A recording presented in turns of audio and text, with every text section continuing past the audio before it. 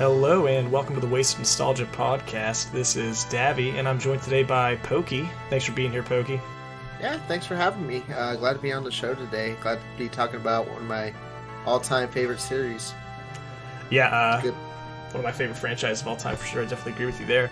The way we're going to work through things today is we're going to break through each generation one at a time. Talk about the game, some of the spin-offs, the success financially that it experienced, as well as some other things like the mechanics in the game, the anime, and other things like that. So let's get right into it. What an amount we got to get through. This is an enormous series. It's an enormous pile of media that we need to dig through. They literally could not stop making things. I mean, it's too big to fail at this point. And we're not even going to touch on things. I mean, we might briefly talk about like movies and trading cards, but I'm going to try my best to keep it focused on games and briefly talk about the anime. Because at least for me, those are the big things that I was focused on as a kid. Like, I collected cards at a young age, but after like Gen 2, I kind of stopped with the trading card binder. Yeah. I mean, we're going to definitely spend like at least a half an hour talking about Pokemon Pinball. Yeah, for sure. Before we get into it, do you want to tell me about your history with the series, Pokii? Yeah, so I've probably been there since the beginning as far as like American releases go. I had a Game Boy, the OG Game Boy, but all I had was Tetris and one of the Legend of Zelda games that they made for Game Boy. Like and Super Mario Mario Land? 3. Yeah, Mario Land Super 3. Mario Land 2. No, I think it was 2. Which one was the one that had the bird, like, giant bird, like, boss in it? Giant bird boss? Remember, there was like different levels you could go to. There was like a clockwork level. Yeah, that's Mario Land 2, I'm pretty sure. Mario Land 3 played as Wario. So oh dang, I six golden coins is Mario Land 2. Yeah, but then at the start of the Pokemon craziness, I started catching on and I started hinting at the Pokemon Yellow for my parents. They bought me that, and that's where it started. Bought almost every game in the generation. I even bought Blue later on, and kept going until about like X and Y, and then I started to fall off. But I was mostly keeping up with the games kind of dude, honestly, and had like a lot of the console games. And I did collect the cards, but I was kind of trash at card games, so it wasn't really my thing. It was mostly just the main series games and console games. I feel like the Pokemon card game, a majority of people who have Pokemon cards don't even know how to play it. Oh hell no. We made up rules as kids, right? Honestly. It wasn't something to be super serious about. Very similar boat to you, Pokii. I was born in 1996, so I mean, obviously as a infant, my brain wasn't working to the point where I could play Pokemon. But pretty much as soon as I was conscious, I was playing Pokemon games with my brother. And I started off with red, blue, and yellow. I remember I had blue, my brother had red, and then I had yellow. And then I had gold, he had silver, and then moving on. I've played every game in the series. I haven't touched too much of Black 2 and White 2. Gen 5 is kind of, we'll get there, but Gen 5 is kind of the generation where I dipped off a little bit. But X and Y, Sun and Moon, yeah, Sword and Shield as well. But yeah, this is easily, if not my favorite, like a top 3 favorite franchise of all time. Definitely. For me. It's just got too much good, like, consistent memories, like, through our, like, lives to not be up there. No, it's seriously, like, it's all nostalgia. Like, it was never a fad. It wasn't like, oh, that time I got into, like, Beyblades, or, oh, that time I got into, no, it's just a constant, like, oh, yeah, I could talk about Pokemon. Like, oh, yeah, I played Pokemon this year, hell yeah. To me, it's almost become like a toxic relationship where, like, no matter what the quality of the game is, I still come back. Like, no matter how many times the series does me wrong. Dude, for real. I just keep coming back. I always find things to like about it. Yeah, I'm on my, like, fuck Nintendo shit right now because of the whole P+, like, shit that's going on. But, like, even I, for a second, was like, I kind of want to buy Brilliant Diamond. Right? So it's a possible escape. It's like a fucking sun. Every year it comes back. But let's get into it. Let's start with the beginning. Let's start with Generation 1. So in the beginning, Generation 1, which consisted of the time period of 1996 to 1999, and we're talking about Pokemon Green and Red, originally released in Japan, and then Red and Blue in the Americas, the rest of the world, and then of course Yellow being that sort of companion title, that sort of expansion title. Yeah, that's crazy they dropped that, like, that back in the day. I guess that's just how well the series was doing. Yeah, I feel like they were working on Gen 2 kind of in the background, and they needed some sort of filler release. And I mean, it was so big at the time where they could literally make minimal changes and just call it a new color, and it would sell like hotcakes, and that's exactly what happened. Yeah, it wasn't even too much of a content change, but it was still like enough to get people to buy it. Yeah, not even. I mean, you definitely had an advantage playing Yellow over the other games. You got access to all the starters. You got Pikachu. They give you an Eevee in each of the games, but like that's huge. You know what I mean? Exactly. That's a sweats game right there. And Generation 1 still stands to this day as the highest grossing generation. If we're just talking about the main series releases, it sold 45.69 million copies of the original Game Boy Pokemon series. So red, blue, yellow, and green in Japan. 45.69 million. Big numbers. Big boy numbers. So there was only a year in between Pokemon Yellow and Pokemon Silver coming out. I believe so, right? Is that correct? Yeah, that is insane. Because it was Yellow 98, and then Silver was 99. Yep. Yeah. I just looked it up. Mm-hmm. That's like an insane amount of like work. That just really shows like what they saw with the potential in these games. Oh, absolutely. Like, we need to bust these out every year. And like, to be honest, just playing Generation 1 games by themselves, at least nowadays, it's really hard for me to fully enjoy it. But the reason I love Gen 1 so much, and the reason I always come back to it, is like the spin-off games. Especially Pokemon Stadium. Pokemon Stadium is like one of, if not one of my favorite games of all time. It makes Gen 1 and Gen 2 so much more enjoyable. It adds like a ton of mini-games, the Gym Leader Castle, all the stadium tournaments. Like, it literally gives you a tournament arc with each of the generations that it's attached to. I love it so much. It's so much fun. Oh, it doesn't help that, like, you can also play, like, the cartridges on the, like, main series games anyway, so... And you can do the speed multiplier, so you can play at ×3 speed, which was insane. So, like, my brother and I, we still do this to this day. We literally just sit down for a day or two, and we'll do the Missigno glitch, which allows you to multiply items in your inventory. And we'll get like 300 rare candies and just max out our party. Hell yeah. And then we'll just build teams and then take them to Stadium. And Hell yeah. it's still a faster way to do team building than it is in modern games, just because of how convenient it is. I love it so much. And we would do that for Stadium 1 and Stadium 2. We just make Pokemon Red teams and then just bring them in. Pokemon Snap is also a banger. It's such a weird concept for a video game. Like, when you think about it, like what other game, like, is that concept? If that makes sense. Like, you literally just walk around and take pictures of stuff. But like, it's such a hit because the character models. I mean, at the time it was a big deal because it was in 3D. But like, the character models are just really animated and fun to look at. Yeah, it's crazy how, like, it was so ahead of its time, because there are games that are 100% inspired from Pokemon Snap that came out not too long ago. There was the Fatal Frame series, which is still kind of going on, which is like a horror kind of take on that, where like you defeat the ghost by taking pictures of them. I've heard that's pretty good. And there was that Switch game that came out too, that was about taking pictures of like creatures or ghosts. Okay, I think I know what you're talking about, And then, of course, the remake of Pokemon Snap that came out recently. Apparently that was really good. Oh, yeah. I got to play on my brother's Switch. It was a really fun time. Yeah, it looks cool. Nicole was able to borrow it from her mom, and I've watched her play it a little bit. It looks really cool. No, Mom can't borrow your copy of Pokemon Snap. Yeah, right? And then we got the Pokemon trading card game on Game Boy. Hell yes, I love that shit. Game's pretty dope. It's got its like own like lore and flavor of Pokemon. Yeah, it's pretty cool. Like, it's just so, like, interesting how, like, this is, like, the alternate universe of what the Pokemon world could have been. Yeah. It's, like, a slap in the face to, like, Yu-Gi-Oh! As well, which was, like, trying to get big at that time as well. Yeah, Doctor Strange has seen that future where, like, there's a Pokemon trading card game, like, that is Cerulean or something like that. That's the game, that's the series that took off. Like, they ditched the original Pocket Monsters franchise and the trading card game. Yeah, Pokemon Showdown is now Pokemon Card Showdown. Yeah. And then, of course, Pokemon Pinball, which brings us to our next segment. Yeah. Pokey and Davy spent 30 minutes talking about Pokemon Pinball. All right, I'm ready for this. I got. That's the only research I did for this show. No, I'm just joking.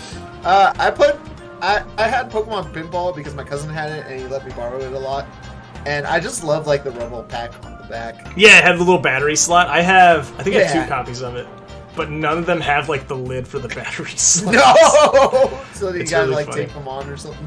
I just don't really use it. I really Just don't enjoy shake it.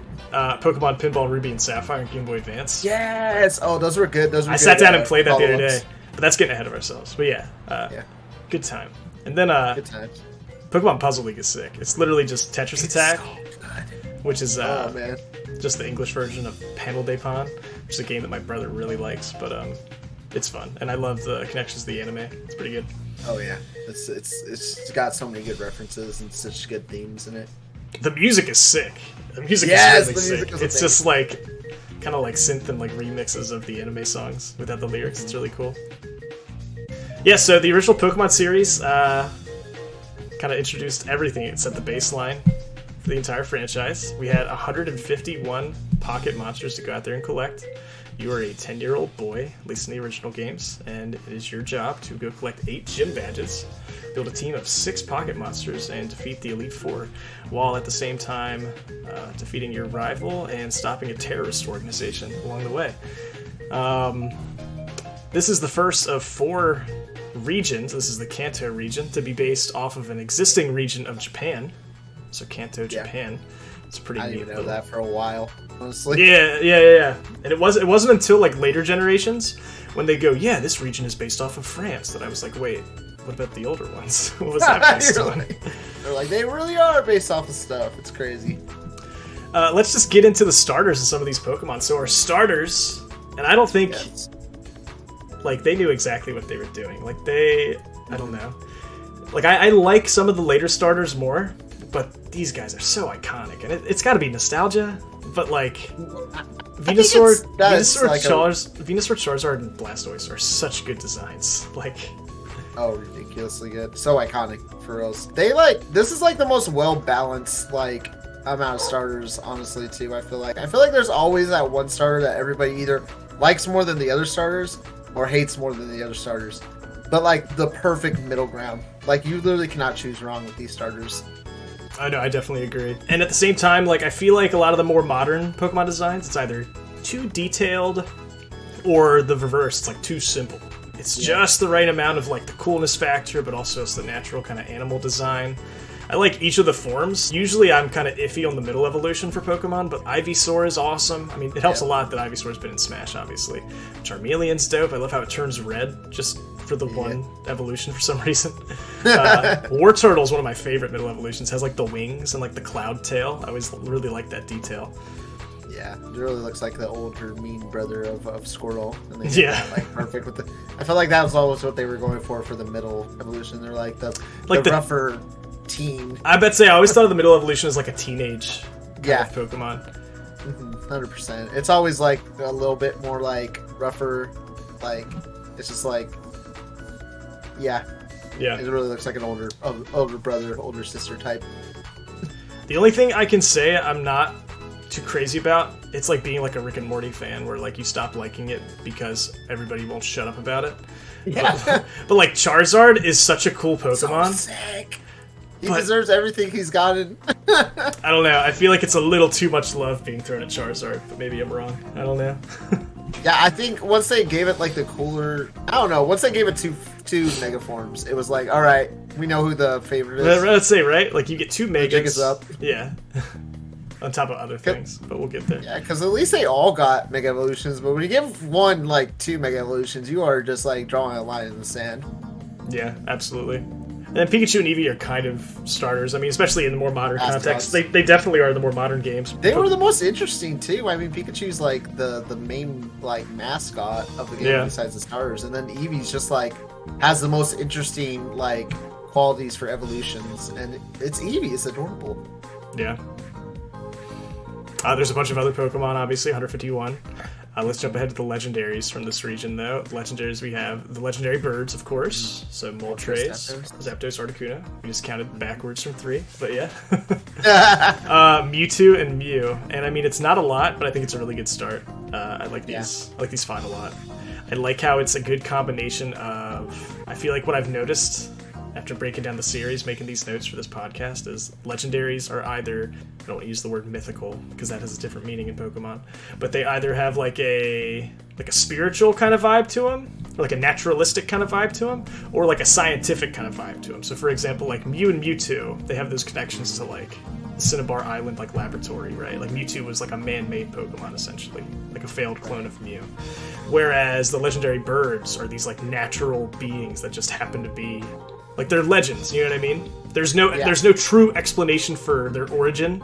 I mean, we learn more about like Lugia in the next gen, but like we don't know how they got here. They're just where they're at because they're legends and this is where their domain is, you know what I mean? Yeah, definitely. It's like I like the mystery behind Pokemon. Like Mewtwo's backstory is really cool, obviously, but I like when it's just like a mystery behind it. Like you kind of come up with like, oh crap, why is Zapdos at the power plant? Yeah, you start reading notes in like the laboratory and stuff. Yeah, that's also really cool. Like the subtle world building. That's my favorite kind of storytelling, especially in a Pokemon game. Like I don't need the lore to be shoved down. They don't make it like the main plot or anything. They're just like, here's some like stuff about the story. You can mash through this text box, or if you want to learn about Mewtwo and how it was created, you can do that. I always thought that was cool. All right, characters, which much like the Pokemon designs, there's a lot of really iconic characters from Gen 1. And they keep coming back in later generations, especially like Brock and Misty, Professor Oak, Blue, or Gary, whatever you want to call him. Yeah. I really like how like the characters who were in the anime have a distinct kind of difference between game counterparts. Mm-hmm. Like, I feel like Misty and Brock take their... jobs as gym leaders so much more seriously in the games. Since they actually stay in the they actually stay in the gyms. Misty and Brock are like Ash's friends. It's cool to see them in that kind of environment, but I kind of like them being like serious gym leaders. It seems like they're more professional in the games. Exactly. I mean, and there's only so much backstory you can get on them when you're in the games. They made their character designs too good. So they're like, no, we can't just leave them at the gym. They're going on Ash. They're going with Ash. Well, like he needs a boy and girl companion. No, he could have done it on his own. I believe in Ash. My personal favorite. Who's your favorite? Your favorite gym leader? I was gonna say Koga. I love Koga. Koga, yes. Koga's so sick, and I love how they expand on him in Gen 2. But I really like Koga. What I like about all these gym leaders is you kind of learn more about them in the follow-up games. So when we get to Gold and Silver, these guys come back, which is always really cool to me. Yeah, definitely. You get to see how they grow throughout this series, like especially with Koga and like his daughter. Yeah. The Elite Four is probably my favorite Elite Four from the franchise. Yes, they're so clean. They're so tough looking. They really give off menacing vibes. And I'm kind of think that there's like an Elite Four like archetype. After looking at all the Elite Fours, I've been kind of do my research with all the generations. There's always like a really stoic kind of character who doesn't talk much. So like Bruno, there always seems to be like an older or like elderly kind of figure, like Agatha or. There's always just, like, the really cool and, like, kind of leader figure, which is, like, Lance, right? And then there's usually, like, a studious kind of person. And this archetype, these four kind of figures, it varies, obviously, but I feel like you start to see this pattern where each of those kind of character traits matches up with an Elite Four member each generation. It's always either all of them or most of them. I feel like there's a couple generations where they, like, stray a little bit away, but... That's definitely I could see those qualities in a lot of the Elite Four members across generations. Yeah. Who's your favorite Elite Four? Elite Four member? Or just that's tough. I mean I like Koga a lot. I like how he returns in Gen 2 as an Elite Four member. So it might be Koga. No, I meant like in Gen 1. Oh, you're good. I like Lorelei a lot. Lorelei? Yeah, Lorelei's sick. Yeah. She's like the first like ice type like specialist, and she's just got like cool Pokemon. Yeah. I like Lance because he has 2 fucking Dragonites. We're gonna get to that in a second, but yeah, like like dragon types in Gen 1. Yeah. Yeah, they're so sick. We'll come back to that in a second. We got Professor Oak. The start. Yeah, a lot. Like I said, a lot of trends started in Gen 1. So we have, of course, our Professor of the region, which is Professor Oak. Solid professor. Hates his grandson. Love him. Iconic, dude. I mean, and like I said, maybe he's only iconic because Game Freak keeps shoving him down our throats.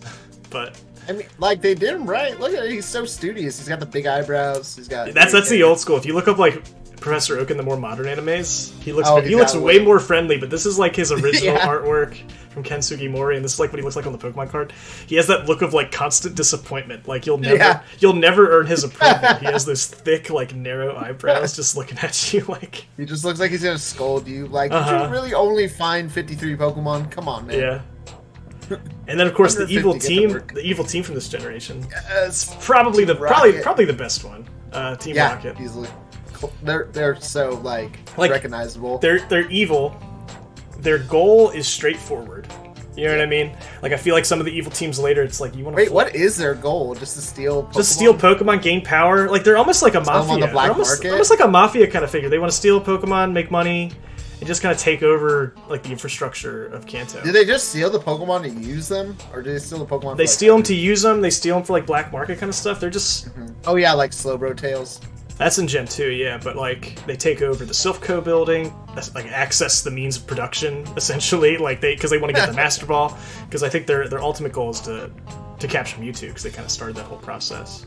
Oh right, and then they'll take over the world like that. Yeah, that makes sense. Like world domination kind of vibes. But it's like subtle enough. I don't know. Every evil team in Pokemon is kind of like a Saturday morning cartoon. Yeah, kind of pretty villain. Efficient though. They don't like take shortcuts. They're like steal the Pokemon, we get the Mewtwo, we take over the world. I don't know. I feel like in more modern games, Game Freak like pumps the brakes and is like, whoa, yeah, they have some. We gotta go through some stuff. They have some redeeming qualities. They're not like super evil, but no. Yeah. Like I have the sprite up on screen right now. The original Team Rocket grunt. They literally just carry a whip. Dude, that's and it's not just Team Rocket. In the original gen, there's like random trainers. Like I think one is called a Tamer or something like that, and he carries a whip. Wait, is a flamethrower clown in Gen 1? He's Gen 2. I forget what the trainer archetype is, but there are trainers who carry whips in Gen 1.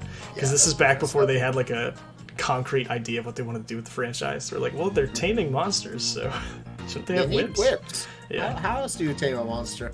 Alright, let's talk about the anime for a second. Like I said, we're only going to kind of briefly touch on the anime each time. But for Generation 1, Ash had a team mostly consisting of Pikachu, of course, the three starters, Bulbasaur, Charmander, and Squirtle. And Squirtle is a total homie. He's got the Squirtle Squad vibes. Squad! Charmander evolves into Charizard eventually, which is a whole thing. He gets Caterpie, and then eventually turns into Butterfree, which he sadly releases. And then he gets Butterfree. He gets Pidgeotto, which I believe he also releases, so... Yep, he does, when he becomes a Pidgeot or whatever. Yeah, he gets like a Mach, I'm pretty sure. He catches like 80 Tauros or something like that. Yeah. But the six that I list, I'm pretty sure that's mostly his team. That's the gang right there. Yeah. It's the OG. And then of course we got Misty and Brock. Yeah, OGs. Each with their own unique Pokemon. That's right. Misty had a freaking Starmie, which is crazy. Starmie was strong as heck. Emphasis on had. Didn't Starmie like die? Oh yeah, it did. True. Does it actually die though, or does she just stop using it? Like there's no way. Using it. Yeah. Because doesn't it's like crystal. It's like gem cracks and busts or something like that. Mm-hmm. As a kid, it was like, holy crap, is that thing okay? Psyduck's been OP since Gen 1 though. Psyduck's funny. Psyduck. There's always like a comic relief Pokemon that one of the side characters have. Yeah. And then like Psyduck's the best one though, because he actually serves a purpose, and it's to get the gang out of trouble. Yeah. Love me some Brock. No, Brock's just a total homie. He's just like always been there for Ash, you know what I mean? He got in his jokes before this show got too PC too. What jokes are you talking about? Like, you know, the being in die in love with girls who obviously don't want him. Oh dude, he was like Is that why they had to cut him out after Gen 4? Yes, because he was just like exactly sexually assaulting women. Too horny. He was just like sexually assaulting women in every town they go to. Yeah, straight up. That's why they sent him to Professor Ivy for a while. But then they made a joke about that too. Some weird jokes about that. Two Perfect Girls is such a banger though. When he sings about Jenny and Nurse Joy. Oh hell yeah, hell yeah. Woman, man's what I wanna be. Stay by her side so faithfully. I would if I could, but it's just no good. 'Cause there's two perfect girls for me. Ha ha ha! Alright! Jenny, oh Jenny. Joy, oh joy. Alright, let's talk about what we like about the generation, what we don't like. I can start us off. So my favorite starter, I would have to say, And like I said, I could really use any of these guys. I'm happy, but I'm definitely Team Bulbasaur. I love Venusaur. Out of all the grass type starters in the series, Bulbasaur's my favorite. Does this like pertain to the anime? No, just Generation 1 in general. Oh, just general. Yeah. All right. You can do your favorite Pokemon too. My favorite Pokemon? I don't know. There's a lot I really like. There's a lot of like really like goofy designs. Because like I said, it's still kind of like nowadays Pokemon are kind of just like animals that just have like elemental abilities. But back in the day, we had like Exeggutor, which is just like a tree with like egg faces. It's so cool though. I love it. I would probably say Poliwrath might be my favorite. Poliwrath, Generation 1 Pokemon. I love that whole evolutionary line, but in the manga, Red has a really cool Poliwrath. Oh, I remember that. It's like super macho. It like always flexes, and I love its animation in Pokemon Stadium. It's like constantly like rotating its muscles, flexing in slow motion. I always loved Poliwrath. Oh my god, that shit was funny. It's crazy how he went from like just a tadpole to like a dude who could punch you in the goddamn. Oh my face gosh, so hard. It's so sick. I would have never guessed that, honestly, back in the day. There's also a lot of like 3-headed Pokemon in Gen 1. It's kind of weird. There's like Dendrio, Magneton, Exeggutor. There might be. They had Tri-Attack and they wanted to put it to good use. Yeah, I guess, right? It's kind of strange though. Yeah, Tri-Attack's a weird attack, but you know, some definitely unique designs. What would you say are your favorites? Favorite starter has to be Charmander. There's too many. There's just too many good memories of Charmander. I'm not blinded by nostalgia. That thing has seen me through some shit. Like when you got Charmander and you went through Brock's gym like that, you either had a you need a game plan. Nut up. Yeah. You had a balls up. That's right. And favorite Pokemon? That's a hard one. I have to go with Vileplume, honestly. Vileplume? I love OG Vileplume. Vileplume's dope. They just had such good artwork, and like it was such a cool like grass type. I also love how it like starts as Oddish and then goes to Gloom, which is like said, it's like that perfect like ugly middle evolution Pokemon. I hate Gloom so much, but I love Vileplume. Exactly, right? It's like drooling, it's like super high or whatever's going on. But then Vileplume is really dope. And it gets like Petal Dance and stuff. I really like it. Yeah, it gets all the powders and everything. Another thing I really like about Gen 1 is after the 3rd gym badge, you get to Erica in Celadon City. And the game like really opens up. Like you could go get water and give it to the guard and go into Saffron if you want to go to Silphco and do like Sabrina. You could go down to Koga in Fuchsia City and you could do the Safari Zone and stuff like that. If you get Surf early, you could go to Blaine. You know what I mean? It's like after the 4th gym, and Gen 2 does this as well, after the 4th gym, you really get a lot of options in terms of where you want to go next, which I really like. It's not nearly as hand-holdy as some of the more common games. It makes, or more recent games. It makes repeat playthroughs nice too. It was really reminiscent of like NES Zelda. Like you could do a lot of stuff in NES Zelda with like the right tools. It didn't really like tell you where to go. You just kind of like went around and did stuff. Let's talk about some dislikes really quick. Yeah. I mean, obviously it's Gen 1, so it's gonna be slow. You know, it's on the original. If you actually played this on the original Game Boy, like the original Game Boy, oh gosh, like the green screen and like the muddy graphics, and it's not the best experience in the world. Like I said, I look back on this generation fondly because I played on the TV with Stadium. Yeah, you lost a lot of details playing on the Game Boy, I'm not gonna lie. It's just a tough experience. It's like battery power, and I hate that. You can't even play at night. You need that little freaking widget. I love like there's like a really cute little cartoon I saw. It was like a kid in the back of a car driving home. It was nighttime while his parents drove, and like the street lights illuminated the back seat, and it was like, do you remember back in the day? Oh, I remember that. Remember back in the day when you needed to wait for the street lights to illuminate the back seat so you could play Pokemon and see it? That's literally how I caught Mewtwo, was in the back of my parents' car. Oh, that's dope. With like the street lights, and I just threw that Master Ball and got him. Nice. The game is a buggy mess.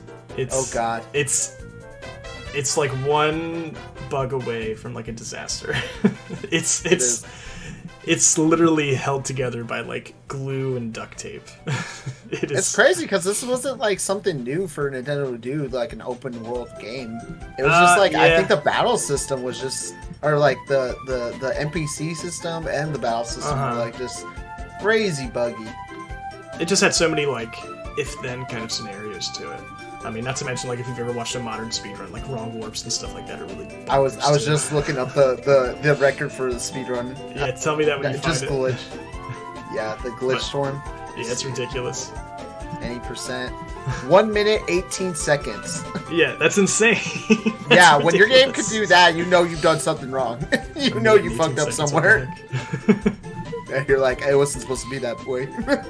There's a ton of... It's such a weird way to do it, too. Like, you gotta enter in, like, your name in a weird way. Yeah, and you have to have certain, like, things in your inventory, I'm pretty sure. It's really odd. There's, like, what, 12, 13 different types in Pokemon, at least in the original generation. And at least 3 of them are irrelevant. Yeah. Ghost, Dragon, and Bug. So Ghost, I believe, only has the move Lick and Nightshade. So Nightshade always does whatever your Pokemon's level is. So whatever. It's like, yeah, whatever. Seismic Toss. Most 100. And Lick, I don't think it works properly on Psychic types. I don't think it is super effective. No, it's not. It was bugged as hell. Yeah. Dragon types... I mean, first So off, bad. just like Ghosts, there's only 3 of them. So Ghost has Ghastly, Haunter, and Gengar. Dragon has Dratini, Dragonair, and Dragonite. I think they only get Dragon Rage, which is a base. It does 40 damage no matter what. And that's, you know, not acceptable, obviously. Yeah. It was just that they were like, only Ice and Dragon could hurt them. Like, that was like... And even Dragon, and like, so really just Ice. Because Dragon just Ice. And Bug types... are a joke. Bug They're types. practically a joke. Have more than half of them are like attached to the poison typing. So even though bug moves are hypothetically super effective against psychics, they get demolished by psychics anyways. And let's say you're not a poison type and psychic isn't super effective against you. If you're like a Scyther or a Butterfree, you're still gonna get one shot because your special stat is so low. The best bug type move is like Pin Missile, which, like, competitively, and I mean, this is Gen 1 we're talking about, so not the biggest competitive scene ever. Not as much as it gets later, at least. But, like, Jolteon uses Pin Missile. Occasionally it holds on to that move just to surprise, like, Exeggutor with it, because it's quad effective. But for the most part, Psychics dominate. You know, you have, like, some other Pokemon, like Lapras, and, like, Gengar to a degree. You usually have, like, a ground type, like Rhydon or Golem are pretty good, but... Psychics just destroy the entire generation. Yeah, it made Alakazam and Mewtwo just a goddamn like instant win, pretty much. Yeah. You look back on that generation, and like Pokemon like Jinx are super good. Yeah, just because of their ridiculous. speed and their psychic typing. And their move selection pool is still really bad as well. Yeah. You barely got any moves in that move pool, but Psychic is honestly all you need. Yeah. Do you have any like deep like nostalgic memories from Gen 1? Yeah, definitely. If there's one thing I wanted to talk about, like when it came to Gen 1, was the one of the biggest gaming myths of all time, which was I know exactly what you're talking about. Yep, is Mew under the truck by the SSN. In Vermilion City. Yeah, exactly. Yeah. Why would they put a truck there? There's like no other vehicles in the entirety of Gen 1 except for right there. That is really weird. I never thought about it like that. I never like thought to question why they would even put it there, but yeah, like you're just stirring the pot. Yeah, it's so funny. Like, okay, so everybody has like the different versions of like what to do to get to that rumor. Yeah. But what did you hear? What was your method? Well, that's the beauty of like Gen 1, Gen 2, and like Gen 3. It kind of stops around Gen 4. Playing games in the 90s, playing video games in the 90s, and in like the mid 2000s, that was part of the fun of it, was like discovering stuff with your friends and like hearing somebody, they heard it from a friend who heard it from their cousin who said that Mew is under a truck by the SSN. You can't Google this stuff. And unless like you know what I mean? Like back in the day when somebody says, "Oh yeah, my uncle works for Nintendo." You believe when you're a kid, you're like, what? That's so sick. Really? You know what I mean? So like, it's tough. Like looking back on it, it's like, why the heck would you think that's a thing? You know what I mean? But like, there's no other way to get Mew. So yeah, we're gonna think of goofy theories. We know it's a Pokemon. We saw the movie. We know it's a thing. We know it appears and it has a model and it works in Pokemon Stadium. So like, it's in the game somewhere. Probably just like playground talk. You know, just hearing from people at the playground, like, oh yeah, you can get Mew by blah, blah, blah, blah, blah.